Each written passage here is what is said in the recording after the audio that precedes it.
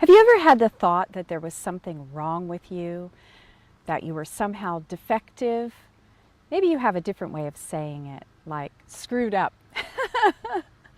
People tell themselves every day, I can't lose weight. What's wrong with me? I can't stop smoking. I am such a failure. I can never keep a boyfriend. I must be defective. Or I'll never get a life. I'm such a loser. I'm so effed up. I may as well give up trying. Why even bother? Does any of this sound familiar to you?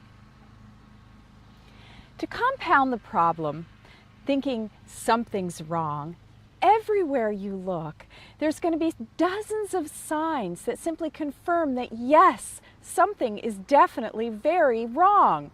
The newspaper will tell you, the glossy magazines will tell you, the ads for pharmaceuticals will tell you, the commercials on TV will tell you, and even some of your friends will tell you that something is wrong with you. And to top it off, your family will confirm it. I remember one particularly challenging time in my own life when I was feeling like a total failure. My mother told me I was ruining my children. My hairdresser said I needed to dye my hair because of the gray. My best friend accused me of wrecking the most important night of her life.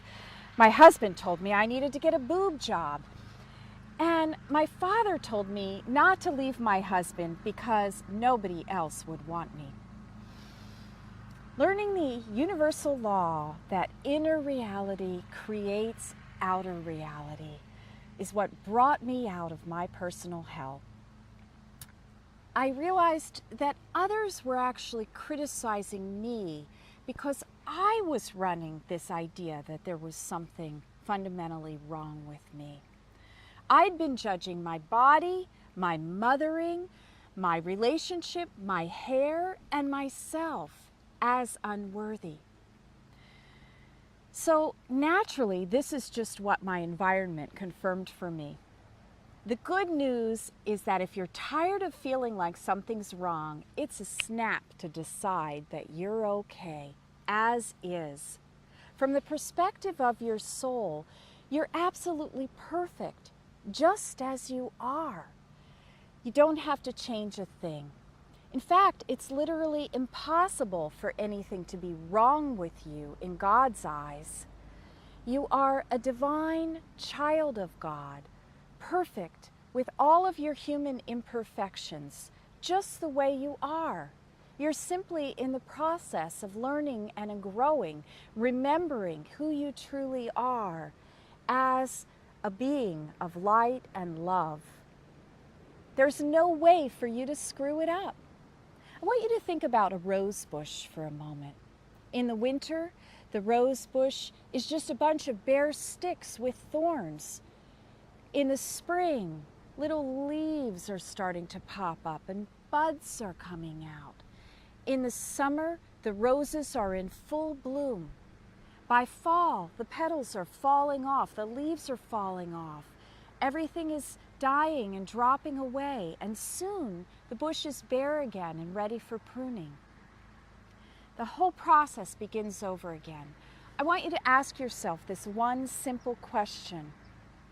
At what point is the rose bush not good enough? At what point is there something wrong with that rose bush? Never, right? The rose is just doing what roses do, growing, having seasons, changing.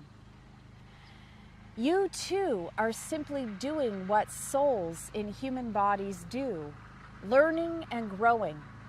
It isn't possible for there to be anything wrong with your process because whatever is happening in your life is all part of the journey. So I want you to ease up on yourself. No matter what season in your life you're in, whether you are in a dormant stage, whether you are just beginning to get little blossoms, whether you are in full bloom, it's all okay. I want you to declare that you are divinely perfect, just as is. Action step. Claim your divine perfection. Declare, I am perfect just as I am. And breathe it in. Many blessings of joy and vibrant freedom.